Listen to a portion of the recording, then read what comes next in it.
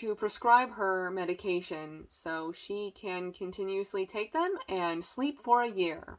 In a Hitchcockian twist, her affection for Rebecca ultimately pulls her into complicity in a crime that surpasses her wildest imaginings. Like, these are peak books for the past few summers. Like, almost akin to Sofia Coppola, but like less subtle and less depressing. Patches of hair that like weren't there before, and maybe she's turning into a dog. Coming for her Oscar, ladies and gentlemen.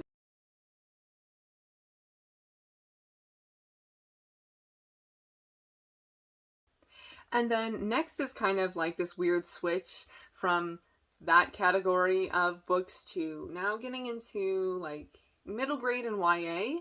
Again, trying to create like a flow of titles here. So first I have My Best Friend's Exorcism by Grady Hendrix. This is also a book that I read earlier this year, and I love this copy, by the way. The I almost said the VHS copy. The paperback copy is printed like a VHS. You can see right there. And then the spine also kind of gives that look as well. And then there's even like a fake Be Kind Rewind sticker in the corner there, and then it emphasizes that this is a novel. So My Best Friend's Exorcism, the hardback is printed, is like the art design of that is like a yearbook, and then the friend that is possessed, who needs an exorcism, is like turned around and looks like her hair is all messy and stuff like that. So I liked this one better though, because it's very like 80s looking and like a VHS, and I just like the design of this one better. And Grady Hendrix is actually like a more well-known author and like person like in film and in literature, which I think is so interesting, because I was watching something on the Criterion channel, and then it was like with an interview or something where like Grady Hendrix was like talking about something, and I'm like, Grady Hendrix, like the author? Because I have known, I mostly know him from the books that he's written, which is so many, honestly. I know Horror Store, which is like, looks like an IKEA catalog that takes place like in a pseudo IKEA store. That's one of his books. Okay. I'm not going to go through like all of his books, but I like how they're kind of like gimmicky in a way that's fun and intriguing. It's just interesting that I knew him more so as like a horror author and not film related stuff, but he like is into film as well. I'm not exactly sure like what his roles are necessarily, if he like writes reviews or is a critic to an extent, but anyway, just thought I would point that out. And this is of course about about a best friend who needs an exorcism and has an exorcism. So the main character Abby and her best friend Gretchen, and then a couple of other friends, honestly, whose names I've forgotten right now. They are hanging out one night, doing drugs, taking acid, as you do, and they go on a major trip, and it really affects Gretchen in particular, and she runs off, and they're looking for her all night, and then they find her in this, Abby finds her naked, in the nude, near this creepy house that is abandoned and just dilapidated, falling apart, decrepit. Love those words. And possibly like human sacrifices have taken place there. It's like one of those urban legend things that the kids in town like talk about. Don't go in that house. Sacrifices have taken place there. And so Gretchen is found nude there, and then she starts acting differently, and she may be possessed. And by maybe, I mean she's possessed, and this demon that is inside of her tries to isolate her from her friends, but Abby is not giving up. And this is very much, like, I think the title is apt because it's My Best Friend's Exorcism, and Abby is a true friend, not giving up on her best friend, Gretchen, who is possessed by a demon. This was wild. Very fun. Two traumatic, outrageous, two scenes that stand out a lot to me. One, I was freaking out over. Okay. Really excited to see that scene. It's my, like, I don't know. It's kind of weird to say it's my favorite scene because it's horrific. But yeah, probably my favorite scene. I was just not expecting what was happening. And the way that this demon was trying to isolate this particular friend. Whoo! Not fun. Although there's like a part, there's part of the scene in the trailer. It looks super cheesy, like in a bad cheesy way, which I'll get to in a moment. And then also I do have to warn you that there is a scene where a not great thing happens to a dog. So that's upsetting also. But I thought it was a lot of fun, and the movie coming out September 30th, the end of this month, just in time for spooky season. Isn't that great? Directed by Damon Thomas, written by Jenna Lamia, starring Elsie Fisher, Amiah Miller, Cathy Ang, Rachel Ogechi Kanu, Chris Lowell, Clayton Royal Johnson, and more. So, the trailer has been released for this, and I watched it, and I went, oh. Because I was looking forward to it, to be honest. To be honest. As if I'm not looking forward to, like, all these adaptations. But the route that they went with it, the trailer looked more comedic, which this did have funny moments that I did actually laugh out loud at. But I was not, I wouldn't think that it would be like a comedy film. It just seemed very comedic to me in the trailer. Maybe it was just showing a lot of comedic parts. I don't know. Maybe it's just like the ultimate tone that they took with the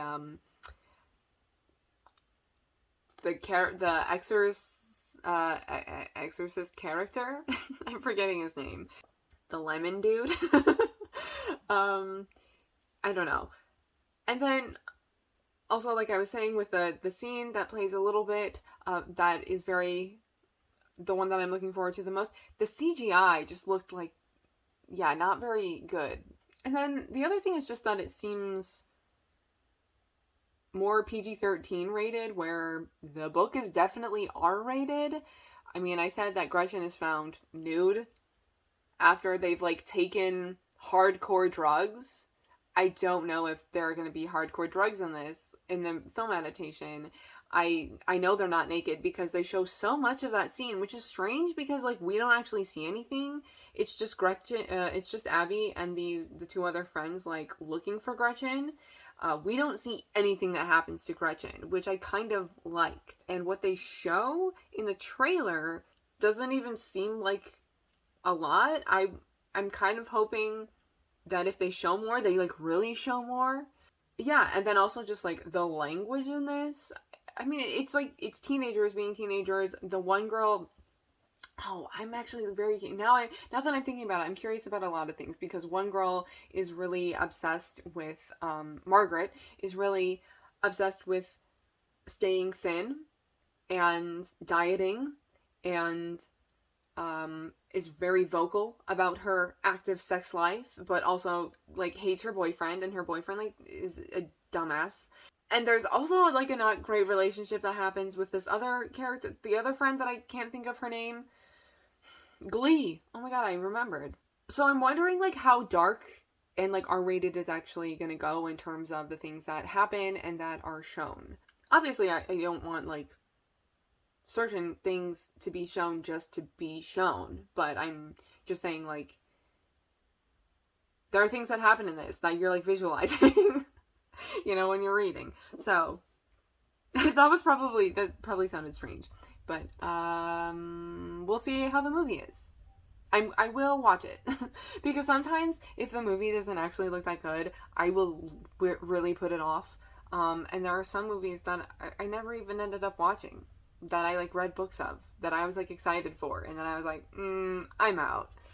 But I think I will watch this, because, again, it's one of those situations where at least I've read it, and it's coming out soon, and I want to be, like, in the conversations. I love that. Although, the actresses who play the main characters in My Best Friend's Exorcism do look like they are teenagers.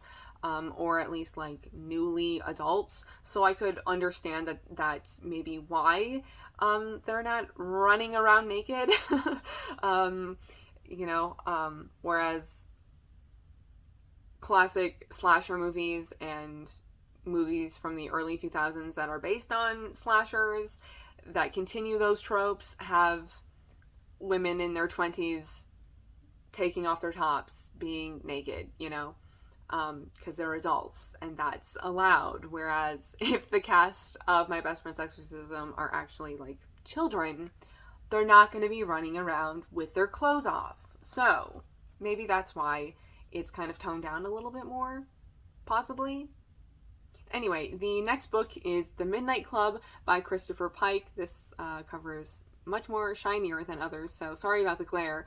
But this, actually, I think new images were just released of this, like today, if I'm not mistaken. And I know a trailer has been released. I have not watched the trailer for this one. I have for My Best Friend's Exorcism, and that's the last thing that I have to update you on in terms of trailers. Yeah, there's no other trailers except for like the first few that I mentioned. So, The Midnight Club, this has to do with a home for teenagers with terminal illnesses, where a group of young men and women, 5 of them, who call themselves the Midnight Club, meet each other and tell scary stories at night. And then they decide to make a pact with each other that says the first one of them who dies is to make every effort to contact the others from beyond the grave. And then one of them does die. And then things happen. So that is the Midnight Club. I think that this is also possibly a series, or maybe they're like not actually connected. I don't know. This cover is like very much giving me like classic YA middle grade horror in the same vein as R.L. Stine. And actually, this series is being created and written by Mike Flanagan, and I saw on his Letterboxd that there's another title by Christopher Pike that is on his Letterboxd profile. I don't think The Midnight Club is, because it may be renewed for another season, but I don't know, like, how. I don't know for sure. Because I'm just saying that because it's not on Letterboxd. But the only reason why it wouldn't be on Letterboxd is because it's a series that would have multiple seasons, and not just a limited or mini-series. So, series of 10 episodes, created by Mike Flanagan, written by Mike Flanagan. For the most part, he's the only writer that I wrote down, but like there are different writers for different episodes.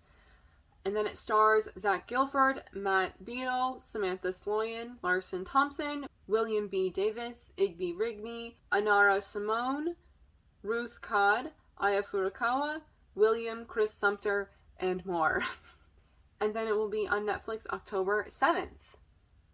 10 episodes. Not sure if it's supposed to be limited or... I think it is. I don't know. I'm getting mixed signals from my brain right now because I don't remember seeing it on Letterboxd, but I remember articles phrasing it and naming it as a limited series. And I feel like that's what Mike Flanagan is known for.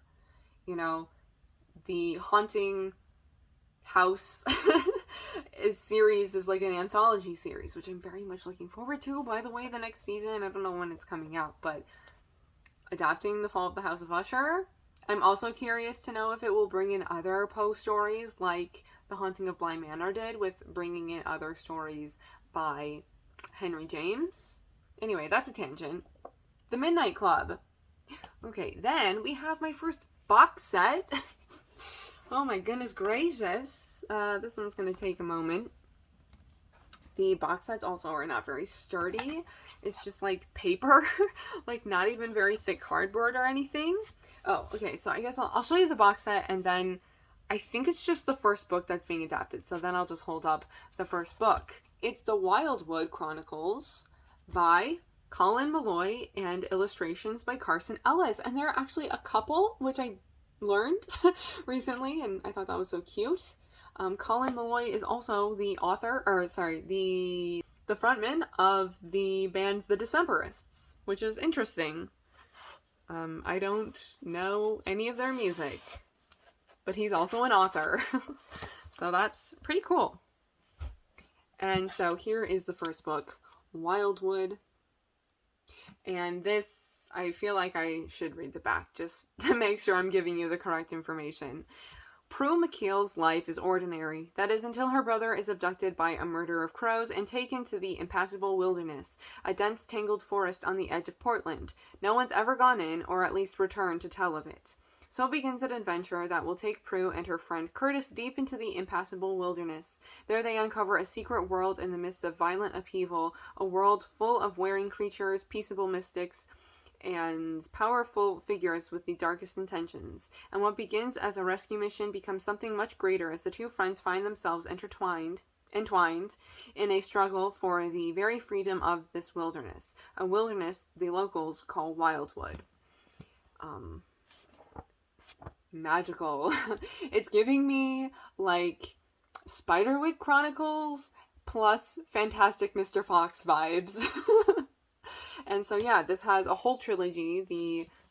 I don't want to necessarily get all, I guess I'm going to take them all out. The second book is called Under Wildwood, which definitely, you cannot tell me that this does not remind you of Fantastic Mr. Fox. And then the third one is Wildwood Imperium. Ooh, this one has me the most intrigued. I also love this blue color. Okay, so Wildwood, the cast was just announced for this a few days ago, though I don't think they're connected to like any characters yet. Also, probably the most exciting part about this, I feel like, is that it is Laika's new movie. So the same studios who did Paranorman, probably most notably Coraline, and also there's like The Box Trolls, Missing Link. I know there's like one or two more that I'm missing, but those are Laika Entertainment other films. And so Wildwood is their newest project. I do not know like how they're doing the adaptation exactly, like if Wildwood is just adapting this one book as the first in a trilogy, or maybe in a way that it still works as a standalone in case they don't or are unable to continue the trilogy, or maybe they are planning on and are able to do the entire trilogy. They could know this in advance. They may have to see how Wildwood the first movie goes. So I've been trying to figure that out, and I've gotten nowhere with that. So just saying, I'm kind of hoping that they either know they're doing the entire trilogy or can close this off in a way that makes it seem like a standalone if they decide not to continue or it doesn't do well enough to continue. You know what I mean? Though I'm saying that as someone who hasn't read it yet, so maybe it does close off very well.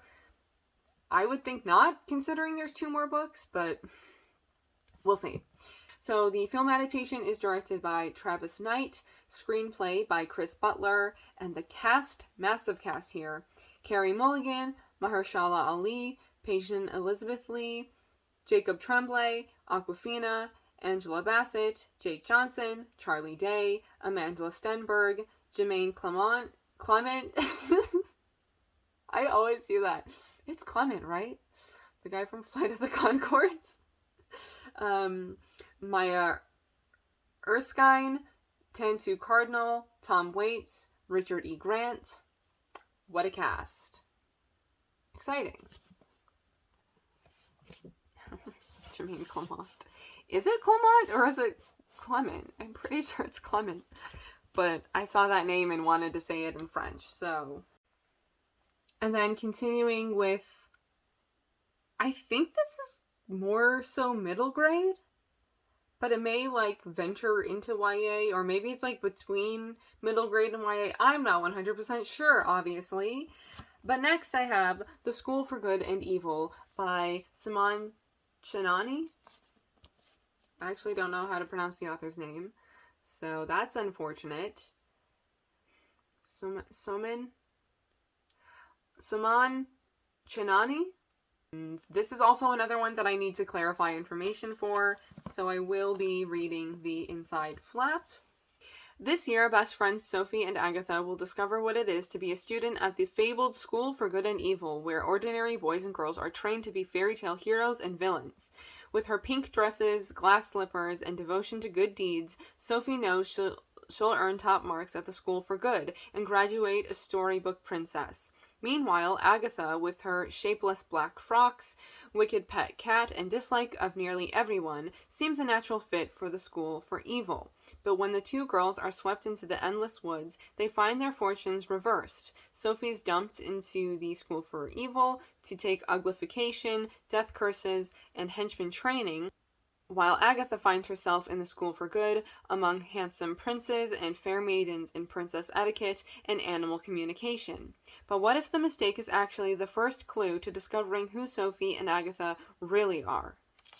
And then there's like a little bit more, but that's good enough for the premise. And I do know that the trailer for this has been released. It is being turned into a film series. I'm assuming they're going to be continuing in the same way that they've done. Oh yeah, it's going to be on Netflix. So I'm assuming that they're doing this in the same way that they've done the To All the Boys I've Loved Before trilogy. And that's apparently the only thing that I can think of right now. Sticking with the first book here, because that's what is being adapted. The movie is directed by Paul Feig, which I have like mixed feelings on. I'm gonna go into this with like low and just like fun expectations, you know? Also, it's Netflix, and I feel like they're very hit or miss when it comes to adaptations. Screenplay by David McGee and Paul Feig, and starring Sophia Ann Caruso, who a lot of people know from playing Lydia on Broadway in the musical of Beetlejuice. She is playing, what did I just say? Sophie? Sophie? Yes. Very confusing. Too many Sophies and Sophias, by the way. Too many versions of that name, because Sophie is being played by Sophia Ann Caruso, and then Agatha is being played by another Sophia. Spelled differently, but still, Sophia Wiley. They're the two leads. And then Lawrence Fishburne, Michelle Yeoh, Jamie Flatters, Kit Young, Kerry Washington, Charlize Theron, Ben Kingsley, Rachel Bloom, Patti LuPone, Rob Delaney, Rosie Graham, and those are all the names I wrote down. Oh yes, okay, so this is on Netflix on October 21st. It's 146 minutes. I'm expecting almost nothing to be cut, okay? I mean, that's a good length for something that's... Let's look at the page count here. Almost 500 pages? Oh my god. But it is like middle grade YA. I don't know if this is middle grade or YA. Like which one of the two. There's a map! I love maps. Oh my god, it's so beautiful. School for Good, School for Evil. In the forest primeval, a school for good and evil, two towers like twin heads, one for the pure, one for the wicked. Try to escape, you'll always fail. The only way out is through a fairy tale. Oh my god, I'm intrigued. I'm probably not going to read if you haven't been able to tell, I haven't read this yet. I'm probably not going to read it until like right before the movie comes out. Not sure exactly how I'm going to be reading the books, because it is a series. Technically, it's a series of like 6 books, but it was like a trilogy and a trilogy. So 2 trilogies / a series of 6 books. I do think that technically the second trilogy is like a companion trilogy, but I could be wrong. I knew this information at one point, and now I've kind of forgotten. The School for Good and Evil, A World Without Princes. So this is the second book. And then the third book here is... I swear there were numbers on this. Oh yeah, book 2. Okay. I got it. It's not numbers, it just says book 2 and book 3. Book 3 is The School for Good and Evil, The Last Ever After. I like this cover. I like this green.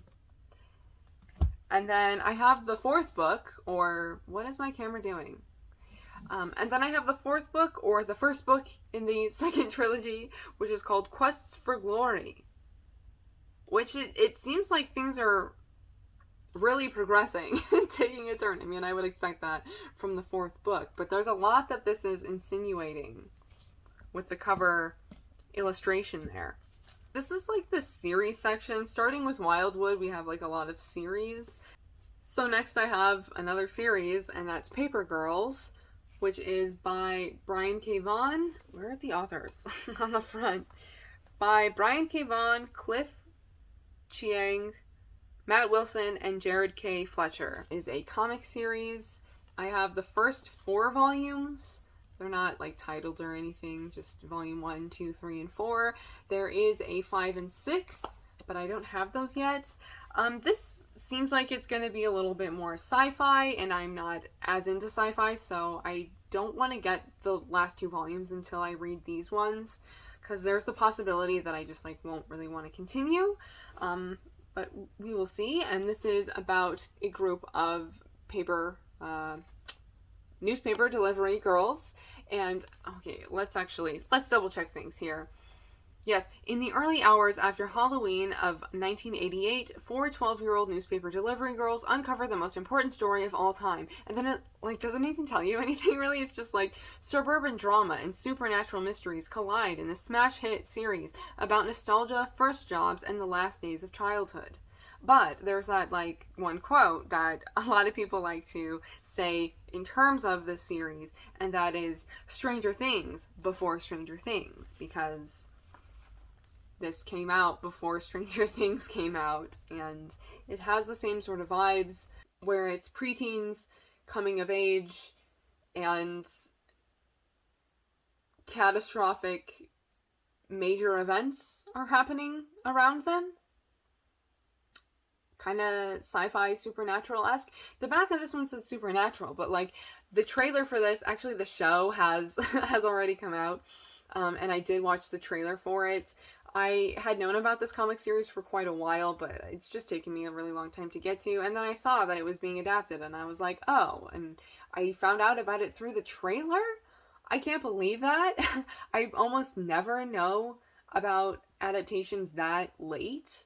So, yeah, the trailer came out, and I was like, oh my god, Paper Girls, I know this. Or at least I know of this, and so what I know about it is from the trailer mostly, besides what I just read, because the 4 girls are, well, okay, I'm assuming 4, since there's 4 girls on the cover here. There's like a storm or something, and then they go back to one of the girls' houses, and then she's there, but it's like the future her. And like maybe they time traveled, or maybe themselves from the future are like in the past now. It wasn't clear. I stopped watching. As soon as it was insinuating that was the same character, basically, I was like, I don't want any input from this trailer I don't want it to like influence my reading of the comics, which I feel like is almost better to like watch trailers, or like if I was ever going to watch an adaptation before reading something, I think the thing that I would be most okay with is a comic series or a graphic novel, because they are like images, you know? I don't have to worry about like visualizing the actors, because I don't have to visualize it. I'm just reading it. I'm looking at the images that are already provided. Yes, Paper Girls, created by Stephanie Folsom, starring Cameron Jones, Riley Leigh Nillette, Sophia Rosinski, Fina Straza, Adina Porter, Ali Wong, Nate Cordray. Sorry about those names. And Sakai Abeni. Definitely mispronunciation there. And yeah, this came out on Amazon Prime on July 29th. That was a month ago. That was a month and a few days ago. Season 1 has 8 episodes, and I have not heard anything in terms of a renewal. I'm not sure how soon Amazon usually gives releases information in terms of like renewals and things like that. I don't watch any Amazon shows. I just realized that's probably one of the major streaming services that I use the least.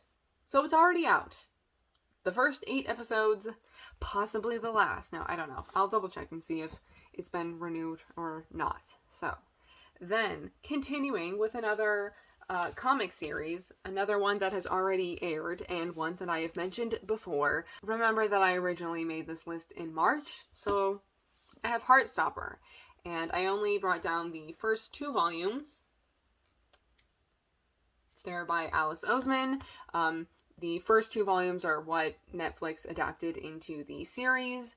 And it has been renewed for 2 more seasons. Speaking of renewals, so I'm assuming that that's going to be it. Is just season 2 and 3. If they go the same route and kind of setup as the first season, I'm thinking that season 2 will be volumes 3 and 4, which are the only other volumes that are currently out. Volume 5 comes out, I think, next year and is the last volume in the series.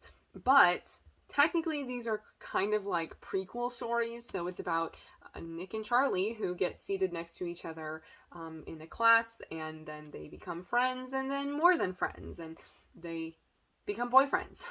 So there's Charlie and there is Nick. And so it deals, volume 1 is very much them like meeting each other and becoming friends and then realizing that they have feelings for each other. And volume 2 focuses a little bit more on Nick, who is like this, you would think he'd be like this token straight guy, who's very rugged. He plays rugby, he's like sporty, but he's so sweet.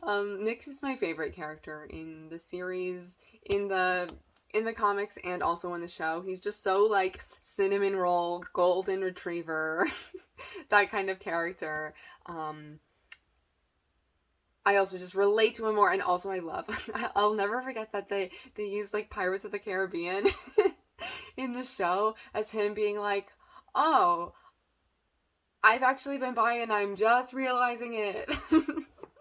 Which I just think is really funny. So volume 2 deals more with him recognizing and like coming to terms with his sexuality. I don't necessarily like the implications of that, but you know, he's learning more about himself and trying to be more comfortable in that, and like coming out to people as bisexual. And so that's kind of where the Netflix series is, with volume 1 and 2 being in the first season.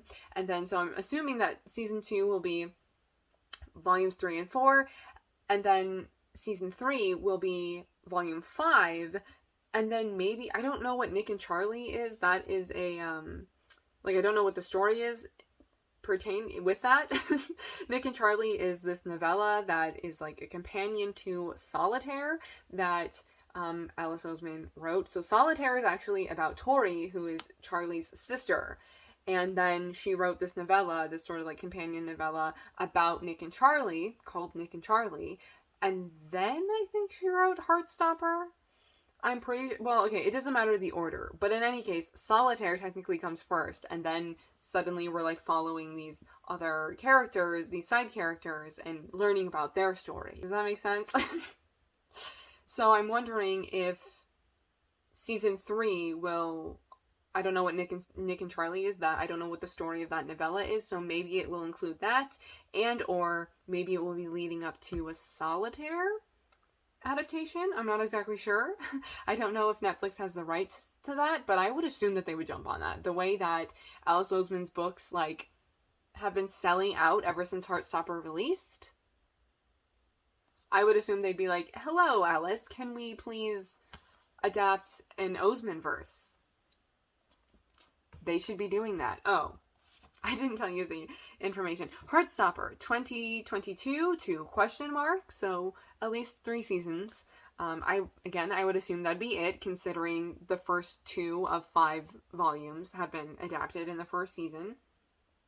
Created and written by Alice Oseman, directed by Euros Lin, starring Joe Locke, Kit Connor, Yasmin Finney, William Gao, Toby Donovan, who he plays Isaac, and his character is kind of has like replaced Aled, who is a character that they're like saving. They decided not to like have him within Heartstopper because he's one of the main characters in Radio Silence, also by Alice Oseman. So that's another thing that Netflix could do, but again, I'm kind of wary when it comes to Netflix doing adaptations. It's hit or miss, really. And also, I mean, just because something is like a Netflix original doesn't necessarily mean that they are producing it, but the things that they have produced instead of just bought. Mixed feelings, mixed reactions. Yes, okay, I was saying Toby Donovan, he has uploaded vlogs on YouTube, so that's really cool, behind the scenes footage of filming and stuff, so very cool. And then the rest of the cast that I wrote down is Sebastian Croft, Karina Brown, Kizzy Edgell, and Jenny Walzer. So yes, Netflix, it premiered on April 22nd of this year, and the first season is 8 episodes. It's also only like a half-hour show, so it's super easy to get through, and I find it so wholesome and warm and rewatchable. It's sad, but it's like also comforting at the same time. Sorry, my nose has been itchy, so it's like red now, I can see. The next series I have here is the Ugly series by Scott Westerfeld, which I've known about for like most of my childhood and teenage existence and never read. I didn't really get into dystopian when I was a kid and as a teenager. Like, I have the Hunger Games behind me right there-ish. You see the 3 right there standing up. Never read them, but my friend was getting rid of a bunch of books because she like moved in with her boyfriend and they had like duplicate books, and she gave me a box of books, and I went through them, and I kept the Hunger Games, and among others, and still haven't read them yet. I thought about reading them when the that prequel book came out, which is currently being adapted. The Songbirds and Snow, something, I don't know, Snakes and Songbirds, something like that. I thought about reading it then, and then it didn't happen. So maybe when that adaptation comes out, I'll read all the books. Anyway, Uglies, dystopian. The series is Uglies, Pretty, Specials, and Extras, and this is the box set that I got. These are not the covers that I feel like are the iconic Uglies covers, but this is the box set that I found for like $15 or $20, and I was like, yes, please.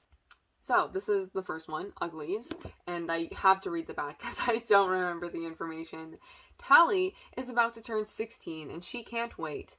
In just a few weeks, she'll have the operation that will turn her from a repellent ugly into a stunningly attractive pretty, and as a pretty, she'll be catapulted into a high-tech paradise where her only job is to have fun. But Tally's new friend, Shay, isn't sure she wants to become a pretty. When Shay runs away, Tally learns about a whole new side of the pretty world, and it isn't very pretty. The authorities offer Tally a choice, to find her friend and turn her in, or never turn pretty at all. Tally's choice will change her world forever. Scott Westerfeld, also the author of The Unwind. No, that's Neil Shusterman. Never mind. This makes me think of the Unwind series also, which is where like parents can basically like unwind and like uncreate, like take apart their children. I don't know what else to say, but that's terrifying. And apparently the film of this has already been made. Uglies, directed by McG. I think of McG, I think of the Charlie's Angels movies, which I really liked as a kid. I mean, they came out when I was a child, so it just like blended in with the other movies of the time. And the OC. Those are the things that I think of.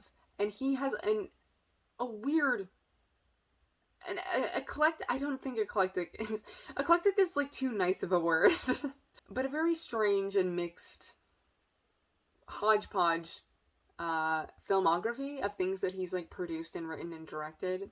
So Uglies, directed by McG, a film, I'm pretty sure, written by Krista Vernoff, and then IMDb also lists Jacob Foreman, Vanessa Taylor, and Whit Anderson as writers as well.